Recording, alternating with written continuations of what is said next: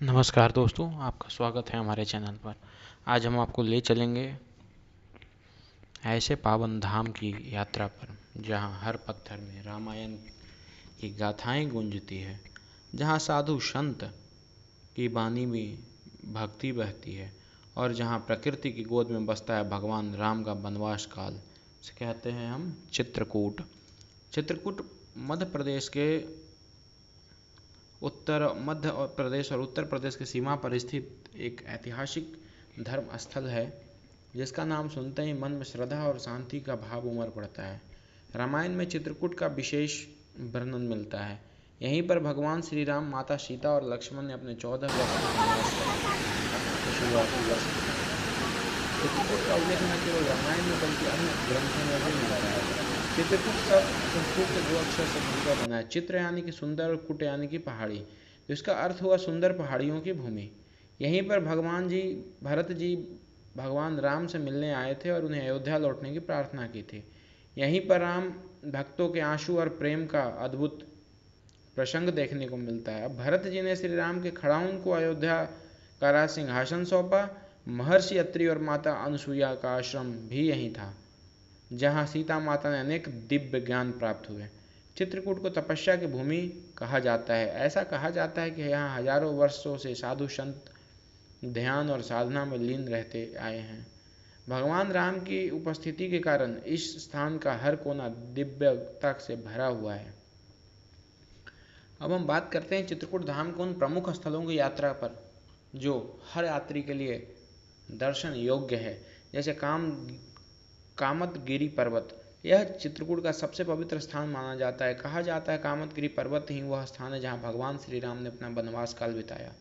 इसकी परिक्रमा करना बहुत फलदायी माना जाता है। परिक्रमा लगभग 5 किलोमीटर लंबा है, जो कि सैकड़ों मंदिरों और धर्मशालाएं रास्ते में पड़ती हैं।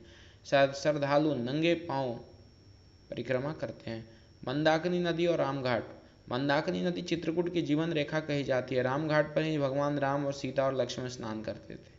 आज भी यहाँ गंगा आरती की तर्ज पर सुंदर आरतियाँ होती है। दीपों की रोशनी में नदी का दृश्य बड़ा मन मोह लेता है। श्रद्धालु यहाँ नौका विहार का भी आनंद ले सकते हैं।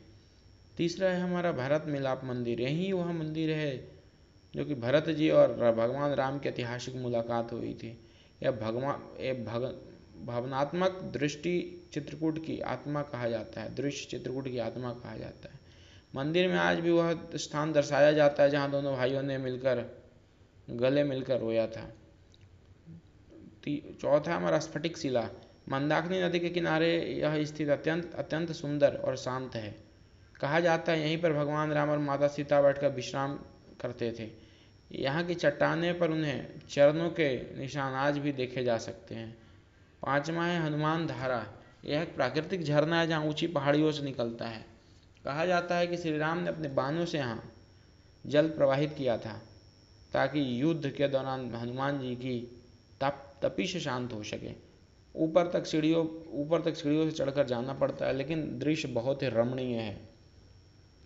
अगला है हमारा 6 नंबर पे गुप्त गोदावरी। यह एक रहस्यमय गुफा है जहाँ अंदर से नदी बहती है। कहा जाता है भगवान राम और लक्ष्मण जब राज दरबार लगाया करते थे तो अंदर जाने पर ठंडी और शीतल जलधारा जैसे पैरों को स्पर्श करती है।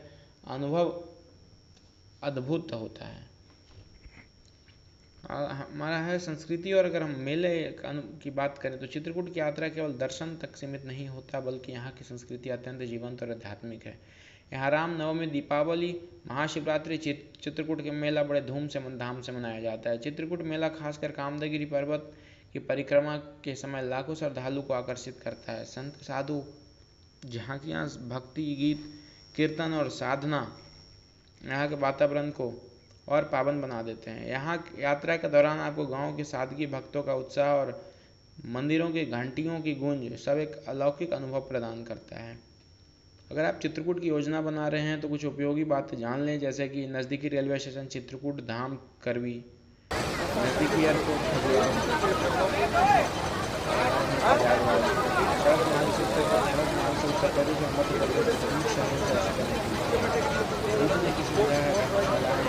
बजट में होटल मिल जाएंगे। बेहतर है कि आप कामदगिरी पर्वत के आसपास ही ठहरें ताकि दर्शन में सुविधा हो। अच्छा समय अक्टूबर से मार्च का समय होता है। गर्मियों में यहाँ काफ़ी गर्मी पड़ती है।